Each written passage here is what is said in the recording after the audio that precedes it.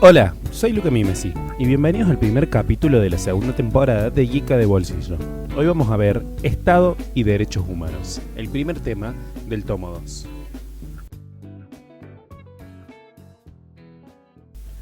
Vamos a comenzar brindando una definición de Estado.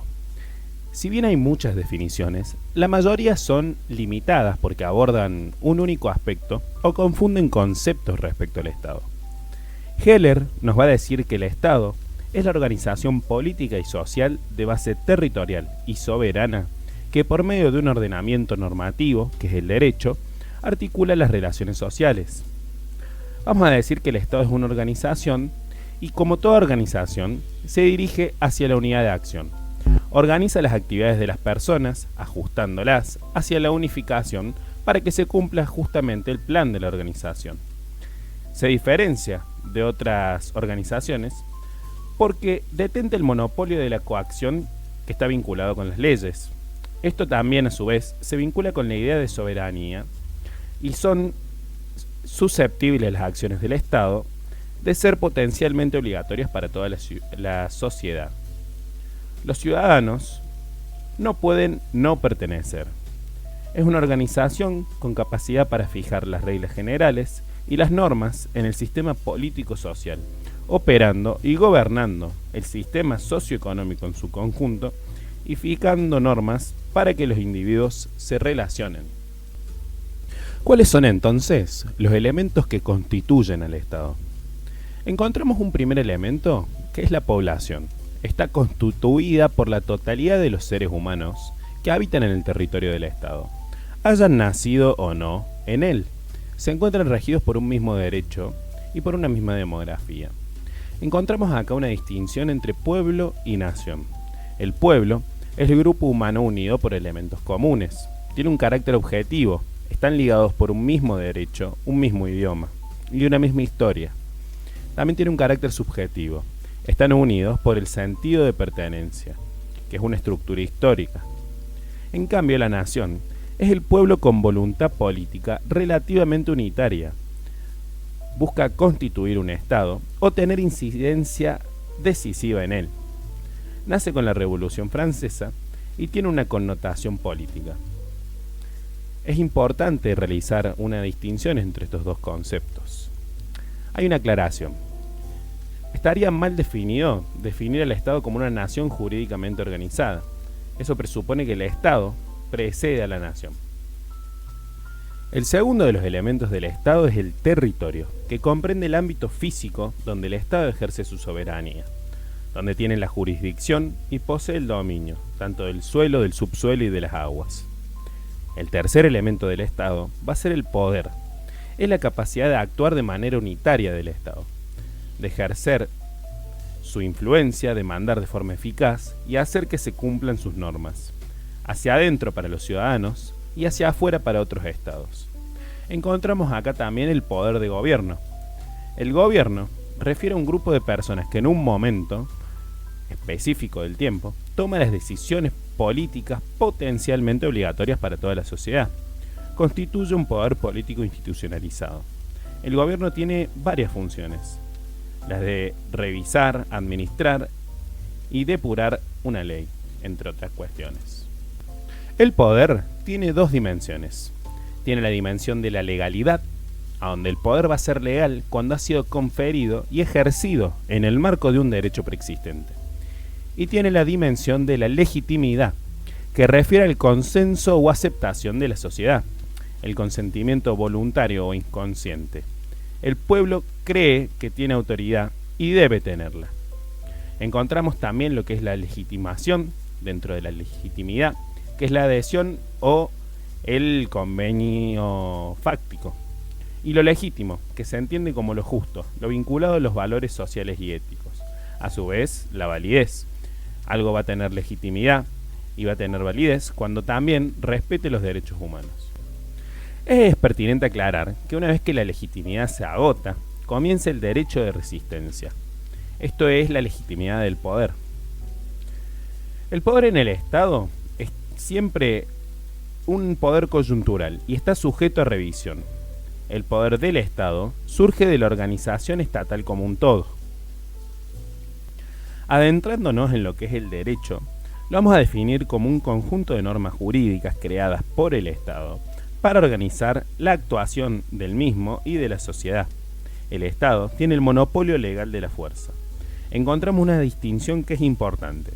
La distinción del derecho público, que es el conjunto de normas que regulan la organización y funcionamiento de los órganos estatales, coordinan y dirigen los propios actos del Estado, y el derecho privado, que es el conjunto de normas que determina el marco para la actividad autónoma de los individuos. Procura satisfacer en general los intereses que son privados. También encontramos dentro de esta clasificación el derecho positivo, que es modificable.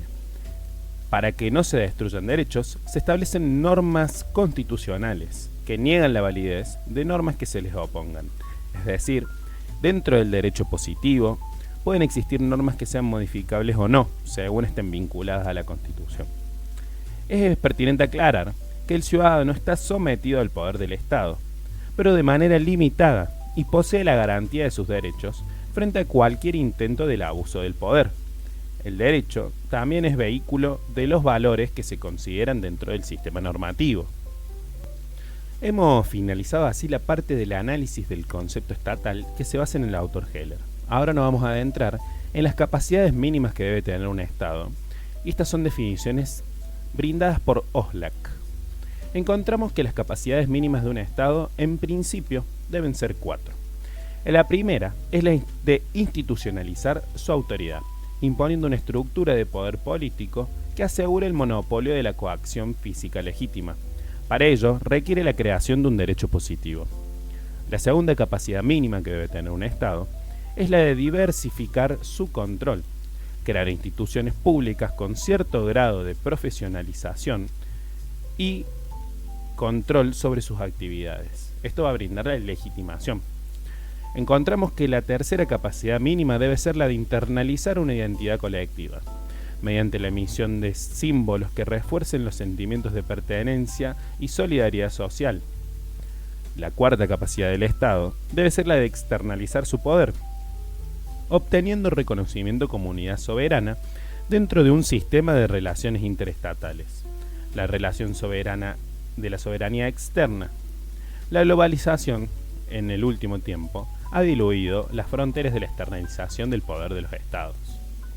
Podemos decir que el Estado presupone un conjunto de burocracias al institucionalizar su autoridad, un sistema legal al diversificar su control, un foco de identidad colectiva que lo vuelve distintivo de otros al internalizar una identidad colectiva, y un filtro al externalizar su poder. ¿Y qué es la soberanía? La soberanía distingue al Estado de cualquier otra organización. Consiste en el poder de ordenación territorial supremo y exclusivo. Es el máximo poder de dictar leyes que son obligatorias para todos. Implica la autonomía y la autodeterminación. En el ámbito interno, la capacidad del Estado de imponer el derecho y resolver cualquier conflicto que altere la paz en su territorio. En el ámbito externo, impulsa el reconocimiento de que los Estados deben ser iguales e independientes, pueden gobernar y decidir sus políticas, y ningún otro Estado puede avasallar su competencia sobre su territorio y su población. El pueblo, en los Estados democráticos, se considera que el portador de la soberanía es el pueblo. ¿Qué es la Constitución Nacional? La definición que nos brinda el tomo es que es una ley escrita de carácter supremo, a la que deben subordinarse las demás leyes, porque enuncia los derechos de los habitantes y establece la forma de gobierno. Le otorga identidad a una nación. Es una forma de organización social y política, con la separación y control de los órganos del Estado para evitar abusos de poder, y refleja un conjunto de valores y creencias. La Constitución Nacional está dividida en varias partes. Inicialmente tenemos el preámbulo, que establece los principios y objetivos de los constituyentes que la forman. En nuestro caso, fueron los constituyentes de 1853. Tenemos la parte dogmática, que contiene las declaraciones, los derechos y las garantías de los ciudadanos. Y tenemos la parte orgánica, que establece la organización del gobierno como órgano del Estado, es decir, Tenemos una parte que enumera derechos, garantías y declaraciones que nos pertenecen a todos y que nos ordenan a todos, que son tanto una herramienta de defensa como una herramienta de reclamo frente a otros. Y luego tenemos la parte orgánica, que es lo que organiza los órganos del Estado en sus tres poderes: poder ejecutivo, legislativo y judicial, estableciendo sus roles y competencias y límites entre ellos. Nos adentramos entonces a lo que son las autoridades de la nación. En el artículo 1 de la Constitución Nacional encontramos las formas de gobierno que justamente nos caracterizan como país. Encontramos que es representativo. El gobernante no es el titular del poder, sino que el poder reside en el pueblo. A través de la soberanía se eligen los representantes, que justamente no son los dueños del poder, sino que responden a lo que el pueblo desea, representándolos. Por eso se llama representativa. Encontramos que la forma de gobierno también es republicana. El poder está dividido en tres órganos, cada uno con sus funciones e independiente uno de otro, para evitar la concentración del poder y el abuso. Y encontramos también que la forma de gobierno es federal. Las provincias conservan su autonomía, la posibilidad de dictarse sus propias normas y a la vez vinculándose entre sí. Encontramos que la forma de gobierno republicana lo divide justamente en tres poderes, que son los que ya hemos enumerado, pero repasamos: el legislativo, encargado de la función legislativa, establecer las normas; el ejecutivo, encargado de la función administrativa, de organizar los recursos; y el poder judicial, encargado de la función jurisdiccional, de hacer cumplir las normas, dirimiendo conflictos. Encontramos entonces la democracia. La democracia es parte de nuestras formas de gobierno y refiere al poder político que pertenece en el derecho a toda la población adulta y no a un grupo limitado de elegir a sus gobernantes. El poder político se deriva de la soberanía popular, y quienes ejercen dicho poder son los representantes del pueblo elegido por las elecciones. Bobbio nos va a decir que hay una definición formal de democracia, es cuando aparece como método para determinar la voluntad de la mayoría, y hay una definición sustancial de democracia, que refiere al contenido de las decisiones, a los derechos que se le reconocen a la ciudadanía. Mientras más derechos, más democracia. Un régimen democrático, va a decir, se refiere a los patrones y reglas formales e informales que determinan las modalidades reales de acceso y ejercicio al poder político. Es el modo de traducirse la organización en una realidad y asegura grados reales y aceptables de representatividad. El autor Dahl va a decir que los componentes plantean un problema básico. ¿Qué o quiénes constituyen en el pueblo? Se refiere a que entendemos como nación de pueblo. Depende del momento histórico en el que nos encontremos, y siempre los grupos sociales han luchado por su conformación como parte de un concepto inclusivo de democracia. Ese es uno de los problemas de la democracia. El segundo es qué significa quiénes o qué gobiernan. Refiere a que quienes ejercen el poder político son los representantes elegidos por el pueblo. Deriva de la soberanía popular. Entonces, repasamos. Hay dos problemas que Dahl señala. ¿Quiénes constituyen el pueblo? ¿Y qué significa o qué hacen quienes gobiernan? ¿Son realmente representantes? Dos preguntas que son para debatir durante un largo rato. Nos adentramos entonces al concepto de ciudadanía. Marshall va a postular que es aquel estatus que se le concede a los miembros de pleno derecho de una comunidad. Son beneficiarios. Son iguales en cuanto a los derechos y a las obligaciones que derivan de la ciudadanía. Hay una evolución de la ciudadanía a lo largo del tiempo. Inicialmente encontramos la ciudadanía civil en el siglo XVIII, donde se reconocen los primeros derechos civiles. Luego, ya en el siglo XIX, encontramos la ciudadanía política, donde se reconocen los derechos políticos: elegir, participar y ser elegido. Luego encontramos la ciudadanía social. A partir del siglo XX, se reconocen los derechos sociales y luego se van a reconocer los derechos colectivos. Ser ciudadano es ser miembro pleno de una comunidad, tener los mismos derechos y las mismas oportunidades de influir en el destino de la comunidad. A su vez, supone también obligaciones hacia ella. La ciudadanía es posible si se pertenece a la comunidad, que es una fuerte identidad colectiva. Si tenemos la capacidad también de ser agentes, participantes y decisorios en las instituciones políticas. Y también si existe cierto estatus legal que la posibilite. Marshall va a postular que hay cierta tensión entre la ciudadanía ideal y la ciudadanía real. La ciudadanía ideal es a donde se cumplen correctamente todos los derechos. Y la ciudadanía real surge de observar que los derechos sociales no se reconocen en la vida real con el sentido totalmente igualitario que se postula. El autor Bustelo va a decir que también es necesaria una ciudadanía asistida, que se le acompañe con recursos del Estado o de recursos privados a quienes lo necesiten, según un cierto criterio político, sujeto siempre también a la disponibilidad de esos recursos. Bustelo va a decir que la ciudadanía emancipada va a surgir recién cuando podamos acceder a todos nuestros derechos sin asistencia ni pública ni privada, ni con recursos de cualquier tipo. Se va a reivindicar una igualdad social, entendida como el derecho a tener igualdad de oportunidades en el marco de una justicia que sea realmente redistributiva.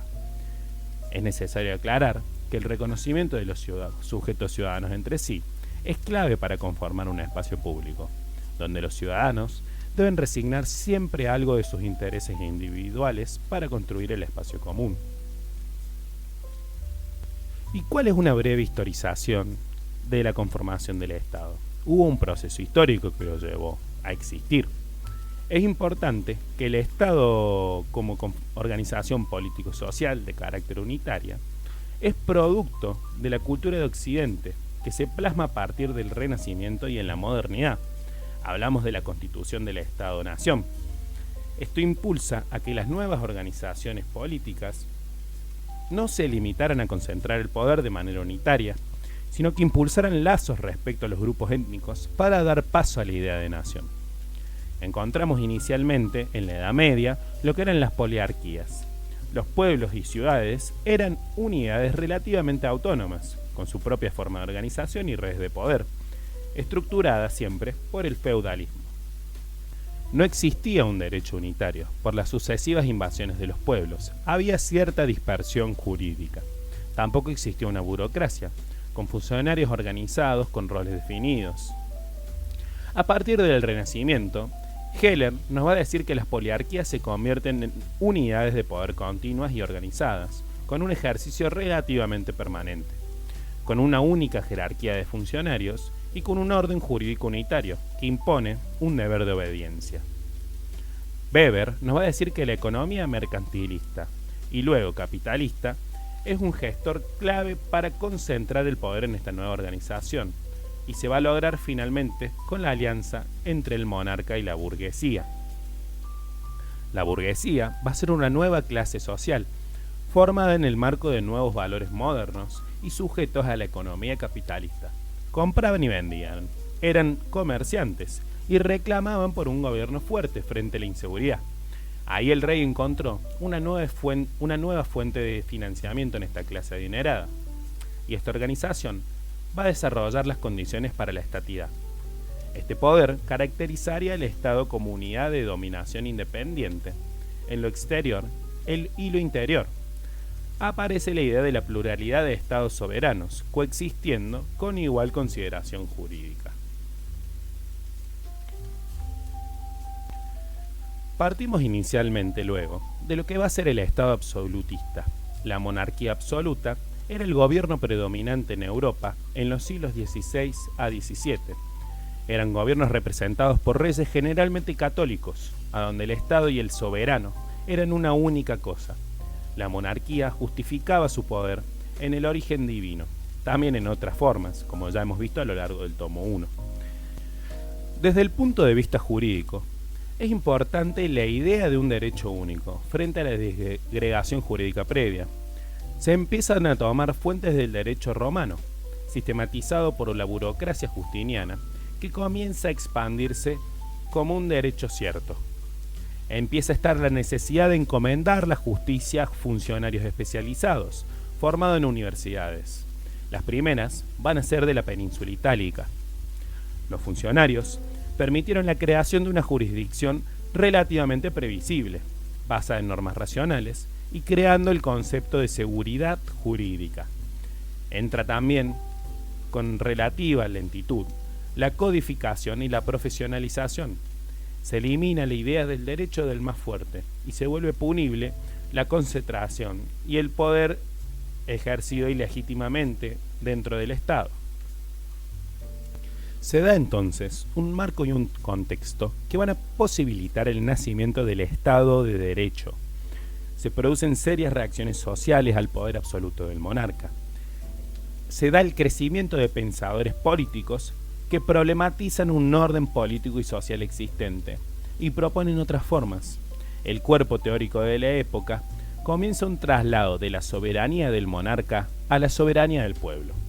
Proponen otra forma de entender la sociedad y el Estado, provocando una ruptura en el pensamiento de la Edad Media. Va a surgir entonces, a partir del siglo XVIII y XIX, la construcción del Estado de Derecho. Va a conservar las características de un Estado moderno, pero constituye también una reacción espontánea e institucionalizada frente a las monarquías absolutas. Va a ser espontánea porque las revoluciones burguesas van a atacar el poder y reclamar sus derechos individuales, y va a ser institucionalizada por medio del constitucionalismo. Se van a crear las instituciones necesarias para las demandas sociales. El constitucionalismo va a ser el movimiento que propugnó establecer en documentos escritos la sujeción del Estado a la ley, asegurando la protección de los derechos individuales y la división de poderes. La idea básica es que el derecho debe limitar el ejercicio del poder, y se instituyen normas jurídicas que organicen y limiten el poder y aseguren las garantías jurídicas. Es importante entender que la Revolución Francesa ocurre en este momento y se extiende a lo largo de Europa. En los derechos constitucionales se establecen los principios que orientan y asientan el Estado de Derecho. Las constituciones, entonces, contienen la primacía de la ley. Los ciudadanos son iguales ante la ley y la soberanía popular. Van a contener también el sistema jerárquico de normas que realizan la seguridad jurídica y van a contener las normas que determinan la legalidad de la administración y el sistema de recursos para cuestionarla, la separación de poderes como garantía de la libertad y el freno a los abusos, también el reconocimiento de la personalidad jurídica del Estado, también el reconocimiento y la garantía de derechos fundamentales para los ciudadanos, y el control y los principios para el control de la constitucionalidad de las leyes, junto al principio que va a ubicar a las constituciones por encima de todo. Se da paso entonces progresivamente al Estado liberal del derecho, que va a ser la expresión jurídica del liberalismo. Es una aparición acompañada por las corrientes de pensamiento que cuestionaban el poder absoluto. El liberalismo va a ser la expresión ideológica de la clase burguesa, va a ser un avance importante en términos de reconocimiento de derechos y participación popular. Todavía no se puede afirmar de todas formas que se vivía en una democracia, y va a colapsar con la crisis de 1930 y las luchas obreras del siglo XX y del siglo XIX, que va a contrarrestar a los efectos de la revolución industrial. Se va a dar también el contexto de la Primera Guerra Mundial y el surgimiento progresivo del sufragio universal. Había un libre juego de mercado sin un Estado interventor. Con la necesidad y los progresivos derechos sociales, va a surgir el Estado Social del Derecho, luego de la crisis del año 30 y de la Segunda Guerra Mundial. Va a conservar la idea básica de ajustar el actuar del Estado y la sociedad, de poner límites al poder y asegurar los derechos básicos, pero con influencia del marxismo y la consolidación de la socialdemocracia, va a surgir también la actuación social del Estado, protegiendo los derechos de los trabajadores y los derechos de los grandes colectivos de personas. Pero a su vez, va a convivir con un periodo donde se van a instalar totalitarismos, hundiendo la idea misma del Estado de Derecho. El constitucionalismo social va a ser la corriente de pensamiento que promovió las reformas de las constituciones para incluir los derechos sociales y los derechos de los trabajadores. Van a incluir la cuestión social en la agenda del Estado y van a institucionalizarla.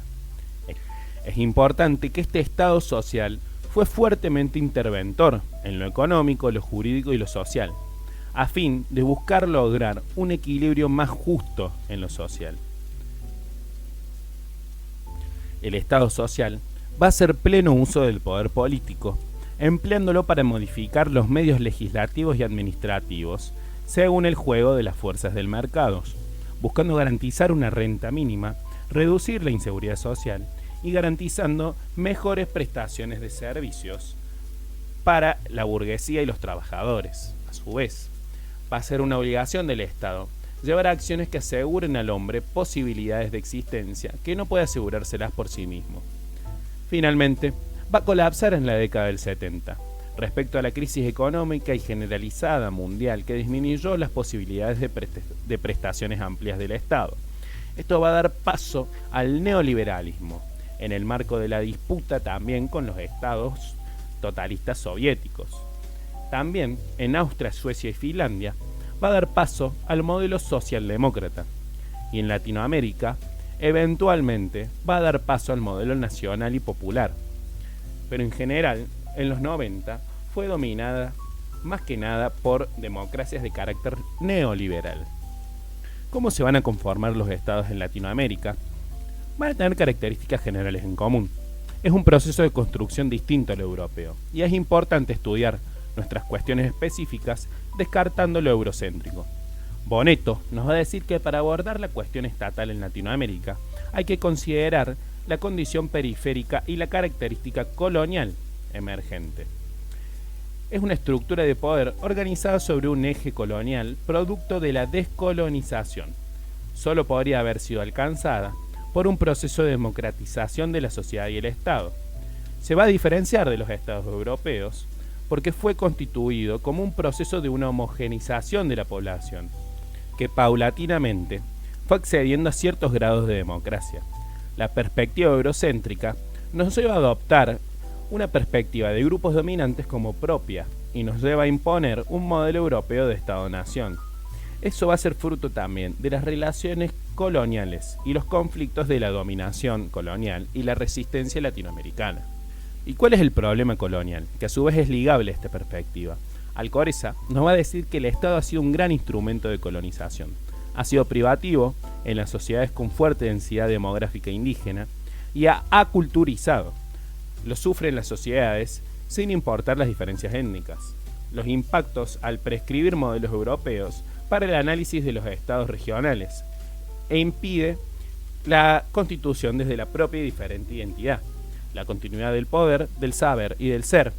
Es importante entender que la colonización impuso que los dominios se convirtieran en espacios para el mercado externo, según patrones de la División Internacional del Trabajo. Oscar Oslak nos va a hablar de la nación. Tanto en el continente europeo como el argentino, se construyó a partir del funcionamiento económico del mercado. Esto se evidencia en dos planos, según Oslak. En el plano material, por múltiples relaciones sociales surgidas de la diferenciación de los intereses en base a relaciones capitalistas, y en el plano ideal, por la creación de símbolos y valores generadores de pertenencia, que tienden a un arco de solidaridad. El plano material va a estar vinculado y comenzó a conformarse con la incorporación de economías locales al sistema capitalista mundial, y el plano ideal va a estar vinculado a la lucha emancipadora posterior a la independencia. Eso respecto de Latinoamérica. Hemos así finalizado el tema Estado, y ahora nos acercamos al tema derechos humanos. Derechos humanos. Nos acercamos a una definición inicial, que es la de abogar. Podría traducirse como el esfuerzo por hacer avanzar el ser, la realidad, con prácticas, al deber ser. Los derechos humanos son una creación moderna que nació con la Revolución Francesa en 1789 y también con la Declaración de Independencia de los Estados Unidos en 1776. Son derechos universales, inalienables, interdependientes e indivisibles. Representan el avance ético de una comunidad, cuando existen mecanismos efectivos que evitan el sufrimiento de sus miembros. Pueden también representar el retroceso ético de una comunidad, cuando se provoca sufrimiento en sus miembros. Se considera que le corresponden a la persona por su capacidad de tal. Es una fuente directa por la condición de persona. Los que creen en Dios dirán que surgen también de Dios. Los que creen en la razón humana, también en la memoria de los pueblos. Van a defender sus derechos a través de su activismo, la acción organizada colectiva, reunida en torno a la conquista de derechos. Aquí encontramos otro autor, Sontag, que nos habla de la compasión. Para que la compasión sea fuente productora de derechos, justamente requiere de la acción, del activismo. Es importante, porque la falta de derechos de muchos permite sostener los privilegios de unos pocos. Los derechos humanos siempre son con otros, y los privilegios son a pesar de otros o contra otros. Todas las violaciones de derechos humanos tienen en común la falta de reconocimiento de otro, la disminución de su humanidad o la no consideración como persona. La historia de cómo las gentes y las personas animalizaron a otros.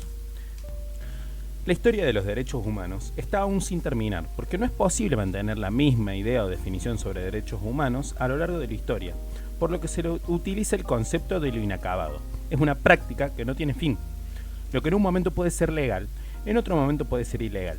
El concepto de justicia, el marco de referencia para juzgar una acción, también ha variado, al igual que varía lo que se entendió por personas. ¿Y cuáles son las generaciones o épocas respecto a los derechos humanos? En torno a la historia europea se han dado distintos reconocimientos. La primera generación de derechos humanos nace a fines del siglo XVIII y a principios del siglo XIX. Son los primeros derechos reconocidos por el Estado y su violación atenta contra la libertad y la autonomía de las personas. Encontramos aquí los derechos civiles y los derechos políticos. Los derechos civiles a la vida, a la libertad y a la propiedad como derechos fundamentales, y los derechos políticos a elegir y ser elegido. Implican obligaciones para el Estado y se establecen a partir de la Revolución Francesa y la independencia de los Estados Unidos. Luego encontramos una segunda generación de derechos humanos. Estos son nacidos por las revueltas populares del siglo XIX y el siglo XX. Implican un reconocimiento jurídico de un constitucionalismo social. Son los derechos económicos, sociales y culturales. Impulsan nuevas obligaciones para el Estado, que debe rechazar políticas públicas concretas, pero así también para los particulares, que deben respetar a los trabajadores, a las minorías perjudicadas, los derechos indígenas, entre otros. Luego encontramos la tercera generación de derechos humanos. Nacen de las doctrinas internacionales de la década del 70 y de los 80, con el afianzamiento de los derechos sociales y colectivos. Su titularidad no le pertenece a una persona en particular, sino a un conjunto indeterminado. Son los derechos difusos, de solidaridad, y los derechos colectivos. Su violación afecta a una comunidad, y el objetivo es incentivar el progreso social y elevar los niveles de vida de los pueblos. Encontramos, por ejemplo, aquí el derecho al ambiente sano, entre otros. La cuarta generación de derechos humanos se ha desarrollado a finales del siglo XX y a principios del siglo XXI. Protegen el acceso a las nuevas tecnologías. Los derechos tradicionales toman una nueva dimensión. Aquí encontramos el derecho a la comunicación, el derecho al acceso a la tecnología, el derecho al desarrollo tecnológico y social, entre otras. Estas generaciones fueron creadas por el checoslovaco Karek Basak y tienen como epicentro la historia europea. Zaffaroni iba a decir que para Latinoamérica el derecho al desarrollo de la tercera generación ha sido el derecho de primera generación. Encontramos también un proceso de internacionalización de los derechos humanos. En 1945, la máxima institucionalización es la firma de la Carta de las Naciones Unidas que da nacimiento a la ONU. Es la primera norma jurídica positiva con obligaciones para los estados con relación a los derechos humanos. Esto se da de la mano de las potencias victoriosas de la Segunda Guerra Mundial para crear un organismo supraestatal que evite los horrores como fueron el nazismo. En 1948 se sanciona la Convención para Prevención y Sanción del Delito del Genocidio, redactada por los aliados vencedores de la Segunda Guerra Mundial. Luego va a aparecer también la Declaración Universal de los Derechos Humanos, a donde se declaran una serie de derechos que todo el mundo posee solo por el hecho de ser personas. Los derechos humanos en Argentina van a cobrar relevancia a partir de las discusiones respecto de la última dictadura militar. La Argentina anterior a los horrores del genocidio tuvo activismo en torno a la lucha por los derechos, sobre todo al desarrollo, los laborales y la educación. Ninguna de esas fue realizada desde la semántica de los derechos humanos modernos. Antes del golpe del año 76, existieron organizaciones importantes de derechos humanos, pero se desorganizaron con motivo de la dictadura. Luego surgieron las abuelas de Plaza de Mayo, un ejemplo histórico mundial de la lucha no violenta aglutinada bajo el discurso de los derechos humanos como forma de reclamo al Estado. Organizaciones como esta van a ser grandes impulsoras de los derechos humanos en la modernidad de la Argentina. Vamos a hablar de conflicto de derechos. Los derechos, en sentido subjetivo, implican facultades o prerrogativas. Los derechos, al estar positivizados dentro del ordenamiento jurídico, son facultades que le dan a su titular la potestad de reclamar su cumplimiento. ¿Y qué sucede cuando entran en conflicto? Bueno, puede haber una pugna entre un derecho y un interés. Dworkin va a definir a estos como casos fáciles, donde priman los derechos como eje central. Los derechos individuales triunfan sobre cualquier reclamo abstracto. En este sentido, puede triunfar el bien común. Ahora, si encontramos un derecho versus un derecho, encontramos los que Dworkin define como casos difíciles. Aquí Gargarella nos va a decir que el derecho que debe prevalecer es el que se encuentra más cercano al nervio democrático de la Constitución. Encontramos el ejemplo entre el derecho de protesta y la libre circulación, a donde el derecho de protesta, que defiende a otros derechos, se encontraría más cerca del nervio democrático. Vamos a hablar ahora de derechos humanos y poder. Es importante entender que el derecho significa poder. Eso significa que quien crea el derecho es un político, son los legisladores, pero que también quienes lo aplican. Son políticos porque aplican un instrumento político que es el derecho, y eso representa y traslada una determinada concepción del mundo. No existe la neutralidad del derecho ni de los derechos humanos, tampoco de los jueces que interpretan el derecho. Esto nos acerca a lo que es la perspectiva crítica de los derechos humanos. Esto es pensar y actuar los de derechos humanos desde la teoría crítica, e implica reconocer la historia de las masacres, de reconstruir aquellas historias expulsadas de la historiografía oficial que confunde todo lo universal con Europa. La teoría crítica no puede desconocer la realidad, de nada serviría partir de falsas premisas. Dussel dice que el pensamiento crítico surge de las periferias excluidas de la hegemonía. La decolonialidad es la tesis central del pensamiento colonial, reducida en extremo. Plantea que no puede pensarse la historia, la sociedad y la subjetividad sin comprender las implicancias del proceso de colonización.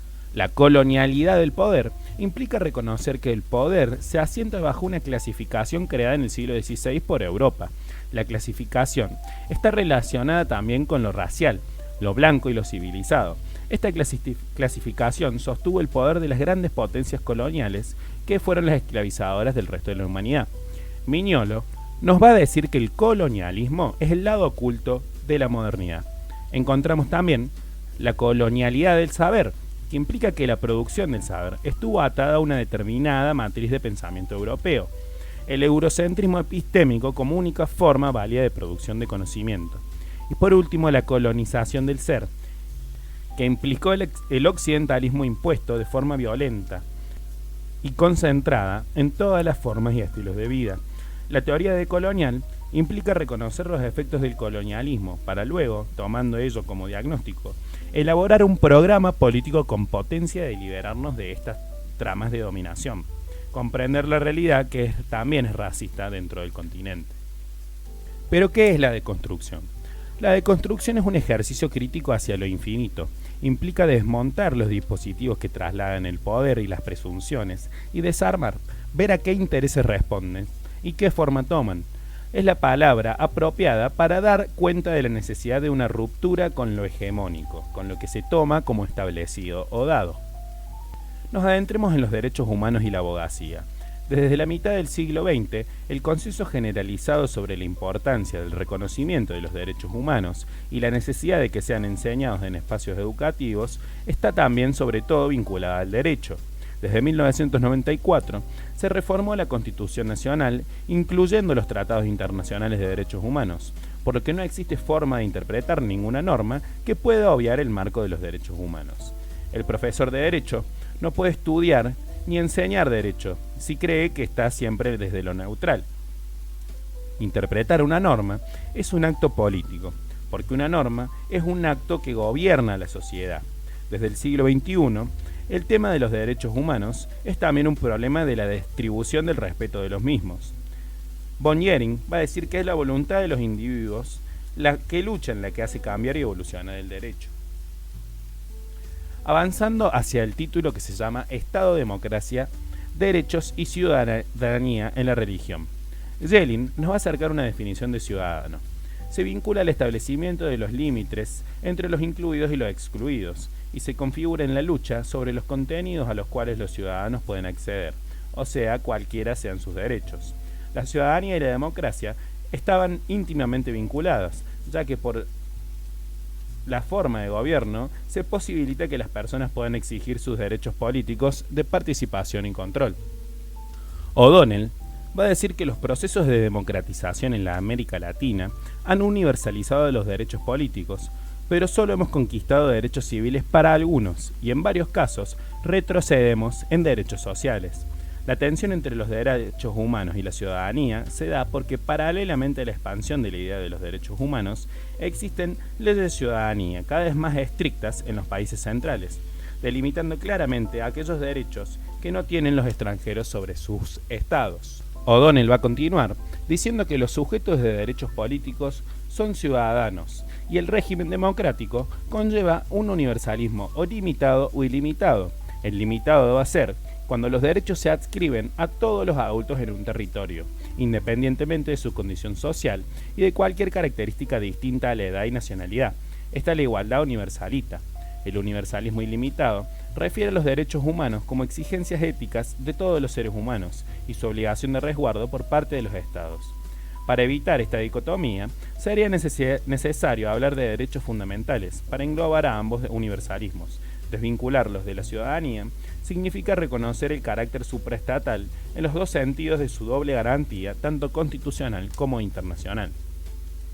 Por último, vamos a hablar brevemente de la perspectiva de género y el derecho.